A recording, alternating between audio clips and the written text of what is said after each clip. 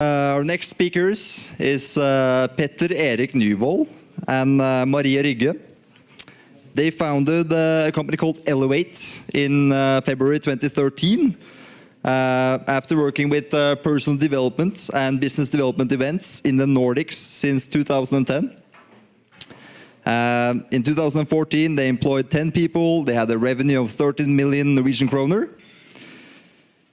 And even though the company went bust in September 2015, they still believe that being an entrepreneur is the most effective way of personal development. Please welcome to the stage Erik Nyvoll and Maria Rygge.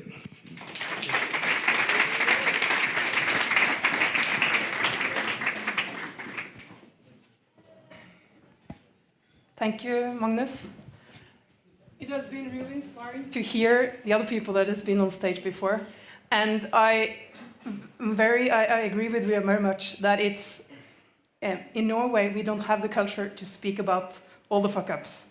And when we had to take our company bankrupt in September last year, there were a lot of people coming to us. I also had a bankruptcy. I also had a bankruptcy. I also had a bankruptcy. But you don't see them.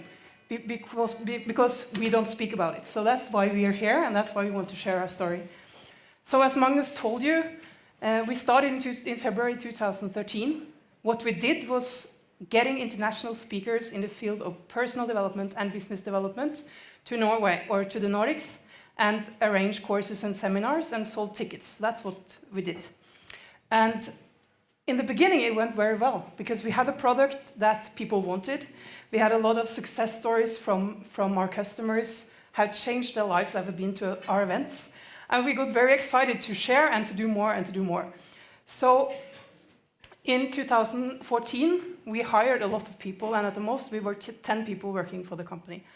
And in 2014, we had a total of 100 events for the whole year, and that ranged from free webinars, from free evening seminars, to 3-day conferences. Let me see if I can do this. 3-day conferences with 850 people. And that's what we did. So this is from a conference in Denmark. And this is Erik and me and our Danish partner up there. So... Yeah, so in July last year, 6th of July, we was just finished an event where you can we had an international speaker coming to Norway, and he teaches 40-50 people how to be a better speaker. And the feedback was amazing. We were so happy. I had just put in some money in the company 3 months before, so we was looking forward, thinking that we was on the right track. The day after, we had a meeting with this international speaker, and we talked about the future. So we was in a meeting, sitting and talking about the future, the plans we had for the next year. And we come to a point in the meeting where we start to talk about economics, because we owe him some money. In that moment, my mobile started to call, and it called and called and called, and I was in the meeting, so I couldn't pick it up. And I just checked who this was, and it was one of the employees we had. So I just say, after 10 times the phone I called, I said, I think I need to take this phone. So I went out, took the phone, and one of my employees said, hey, we are at the office, and Namsmann is here and closing down our office. And we were shocked because I'm not good at economics, so we have just put it on some other people, and we trusted them. And I didn't have any follow-up system. Like he said, you need to have systems. So we went back to the office, and we find out that the person we had hired had not opened the post for like 3-4 months, giving us wrong numbers. So the situation, it was our fault. We didn't follow it up. But from that point until September, we start to look at what really had happened, and we find out that we was 2 fuck-ups running the company. As Magnus said in our introduction, this quote I actually took from the guy that we used to work with before, but he said that being an entrepreneur is the best way to do personal development. And I recognize that also from some of the other people up here, that when you are the CEO, when you are the owner, when you are the starter of a company, it's like you get your own personality on this huge screen that everyone can see. So if you're good at something, then it's very visible, and if you're bad at something, then it's also, unfortunately, very visible. But that's a great place for growth. So one of the things that both Petter-Erik and I share is that we really like people, and we want to help people, and we are very positive towards people. And that's a good thing, but it isn't always a good thing when you hire someone, or when you choose a partner, or you choose an accountant, because we want to see the best in people. We want to see you succeed. And so we took too many chances of, and we did too many stupid mistakes, which shows the wrong partners. And of course, as Petter-Erik said, it's our fault. And what I say, what I think from now on, when I'm going to hire someone the next time, I'm going to get a really detail-oriented, slower talking person than me, who is more skeptical, who is more inclined to ask all the difficult questions, and I want that person to sit beside me all the time. Does it make any sense?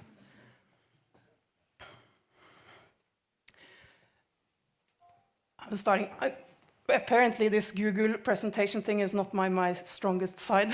Sorry about this. But as I said earlier, we grew too fast. We wanted to do so many things. Petter-Erik was the CEO of the company. He's really a visionary. And I'm also a visionary when I get very engaged and inspired. So we hired people too fast. And what also people have been speaking about up here, you really have to build a structure, and you have to build a foundation for growth. And we didn't have that. So it's easy to look back and think, I just feel now that we perhaps threw people in, hoping them to solve our problems without having like the systems and the routines and the structures, and especially the reporting systems, so that we as owners could know what was going on at all times. We didn't have that. For example, that financial situation, of course, as owners, we should have known if we had had the right structures and routines in place, but we didn't. And that's really bad. So make sure you have that in place.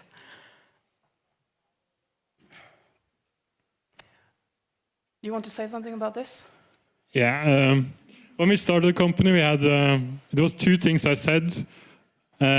We want a professional board, and we need a CEO, because I'm not a CEO. But when you start to get in this bubble and things start to flow and you go into it, and then the board was not so important anymore. It was more important to the business. And the other thing was that, oh, it's running quite okay with me like a CIO. So the two things is a really advice that I want to give you. If you're not a CIO type, but you are an entrepreneur or sales or marketing or whatever, find a CIO and get a professional board. I think that if we had a professional board from day one, we'll never gone bankrupt, because they will have given us the task so we could see that we had some problems. Listen to advice. We had a lot of people around us that really liked us. We had people wanted us to succeed and all these things, and they come to us and say, Petter-Erik and Maria, I think you're doing too many activities now. And it was like, no, it's going fine, we just continue. and I was in this bubble. I was just like, not listening to anyone, because I thought I knew the best thing by myself. And all the advices, they didn't know what we was doing. So listen to advices. Many of them are good. And also when we went bankrupt, I went over to some people and talked with them and said, hey, I was there all the time. You couldn't ask me for 3 months, 6 months, 1 year ago, but you never asked me. And I think when you are an entrepreneur, that's it's a balance, because you shouldn't listen to everyone, of course, because you have something and some people will say, no, this will never work, don't do that, don't try this is dangerous. And you shouldn't listen to those, but you shouldn't listen to those people who want you to succeed and actually has good feedback on how you run your business or how you develop your business model. So that's a fine line, and you have to find a balance. And the last one we have is reference check, everyone. We have this thing that we really like people, so we employed people a lot of times because we like them. And people you like is mostly the same type as yourself, so we get more fuck-ups into the company.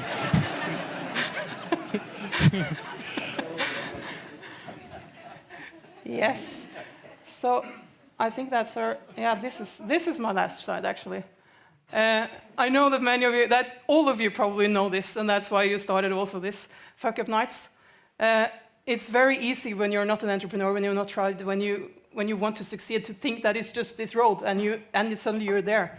But I feel now like we fell off here somewhere, and now we're crawling our way back and trying to find the right way towards the sun. But this is how life is, and it's a lot of learning in every mistake you do. And the bigger the mistake, the bigger the learning. So that's something I want you to remember. And also I want to say one thing at the end, because one of the guys that we took to Norway is a guy called Darren Hardy. And he's quite famous entrepreneur, speaker, author, who lives in US. And he says that your life is a pendulum. And on the one side you have success, and on the other side you have failure. And if you are playing it safe, you can have like this much success, but you can't have more than this failure, but you can't have more than this success either. So if you want to have this much success, then you also have to handle this much failure. And that's why we're standing here and hoping for a brighter future. And I hope you have some questions. Thank you. Thank you.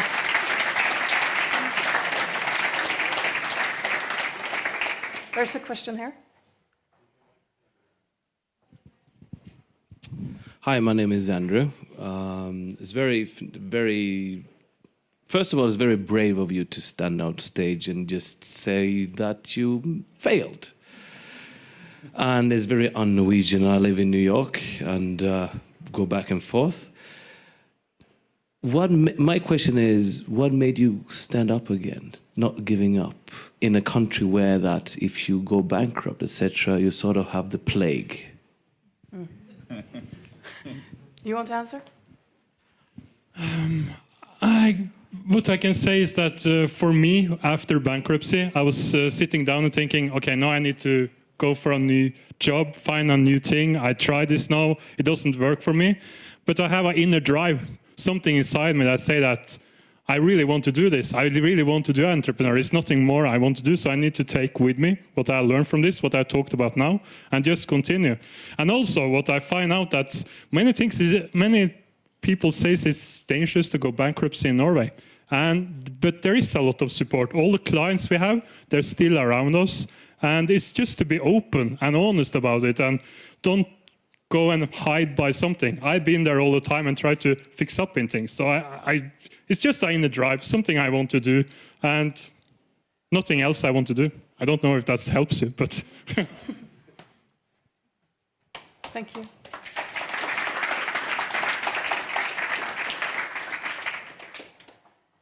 Any other questions? As far as I understand, that you have failed on the management side, not on the idea. So why don't give it another try? Can you repeat it? Or? Yeah, he said that we failed on the management side, but the idea was good. So why not continue with the idea? And the answer is yes, we are kind of doing that. Lycka till. But because we grew too fast, because we did too many things, we have taken some time to try to figure out what is the really most important idea we try to do, because we can't do everything that we did already, and like how to go on and have a structure and a system around it that works. So we are still kind of doing it.